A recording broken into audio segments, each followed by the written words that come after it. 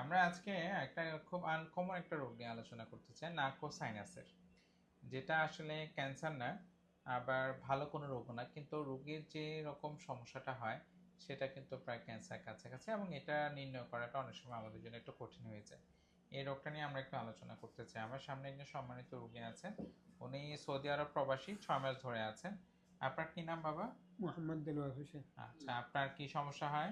আমার নাকের সমস্যা। নাকের সমস্যা। জি। এটা কতদিন ধরে? এটা 8 মাস ধরে। 8 মাস ধরে? জি। আপনি নাক দিয়ে কি শ্বাস নিতে পারেন? না। আপনি নাকে ঘ্রাণ পান? না, একটু একটু মাঝে মাঝে হয়। আচ্ছা, আমরা একটু যদি ওনার একটু সিটি স্ক্যানের দিকে যাই, এটা আমরা দেখতে পাচ্ছি এটা ওনার নাক ও সাইনাসের এই পুরো টিউমারটা কিন্তু ব্রেইন ধরে একদম নাকের অংশ ধরে পুরো জায়গাটা জুড়ে আছে। এবং আমরা যদি এখানে তাকে, নাক থেকে কিন্তু ব্রেইনের অংশটাতে বেশি, মানে এটা সাধারণত যে রোগটা হয় এটাকে আমরা অসিফাইং ফার্মা বলি, এটা আমাদের একটা মেডিকেলের ভাষা। এটা হাড্ডির একটা সমস্যা আসলে। আমাদের নাকের এবং সাইনাসের যে হাড্ডিগুলো আছে, এই হাড্ডিগুলোর সমস্যার জন্য কিন্তু এটা এরকম হয়ে থাকে। এটা কিন্তু ট্রিটমেন্ট করা যায়।